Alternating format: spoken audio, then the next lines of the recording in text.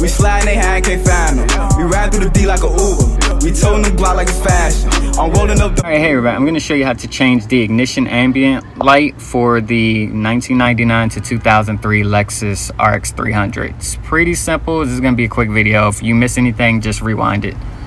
First, you don't have to. You could either start pulling this, or you can just decide to reach your fingers in between here. Mine are smaller. Or get a pry tool or screwdriver and just pull hard enough, it'll come off. I've removed mine a few times, so it's a little easier. Then I'm gonna have you open the change coin holder, pull it up, just pull it tighter. You might have to pull it a little harder.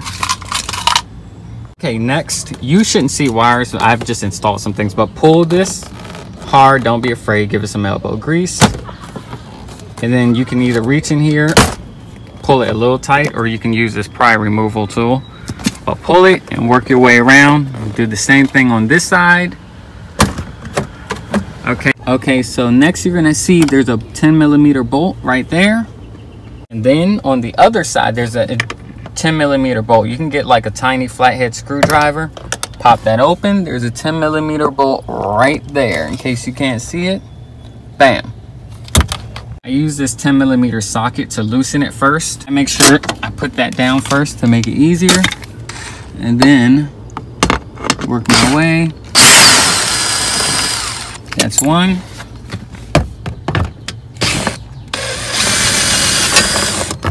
Two. Okay, now you will have to remove this. There's already the two bolts you just took out loosened up the bottom. Just be careful. I recommend you wearing gloves. It's not, too dangerous. Ignore this. That's just some wiring I have, but typically you just have these. You might have to tighten. They might be a little stiff. You're gonna have to loosen them first. I've done this before, obviously, to make the video, but do that and remove that, and here we are. So what you see here is the bottom of this ignition, which is where the light housing is. You're going to push this tab to remove this connector. After removing that, you should see the socket. Let me just show you again. You see that? The connector we just removed was right here, and right behind it is the socket for the bulb. Now, it may be hard to turn. You can also just get pliers, and the best way is to grab it like this and then turn it. And try to keep it as straight as possible. And keep turning until you feel it loose. And bam, you hear that click and it's out of place. And there is a hole right there for you to see. As you see right there, that hole is where this normally lives. Okay, so typically there will be like an incandescent bulb that looks like this with rubber on it.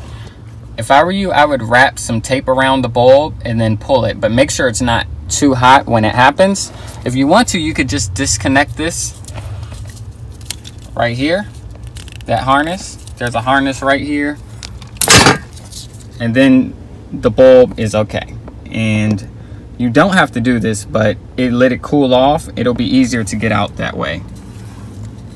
And then just put tape around it, pull it, and okay, so as an example, here's the connector we just pulled off with the bulb attached to it. Put some tape around it. After the bulb is cooled off, and then kind of pull the tape, and you do that, it'll actually pull off the condom of the, I call them condoms. It's a green cap that makes it that green weird color. And then you're gonna repeat the process and get some tape again. Make sure the bulb is not hot, and then wrap some tape around it and do the same thing. Just pull it and it comes out. Okay, after you do that, plug this connector back in. Bam.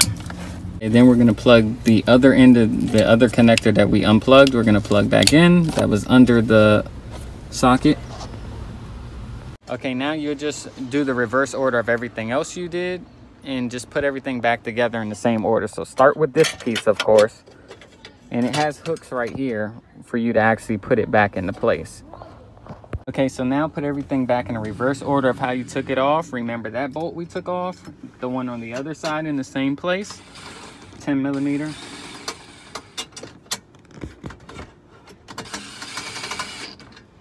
Remember, only do these 2 top bolts because these that go right here, this panel has holes for them. So you have to put this panel back up first, of course. And I'm doing this actually with one hand. That's how easy it is. And I put that side back up. They just push in. And then you should see the holes again. And on this side, you have the hole for the other 10mm bolt.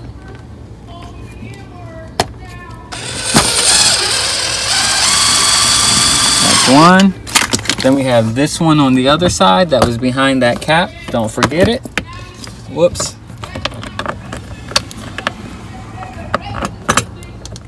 All right. And you're pretty much done. All right, it stopped. Close that cap.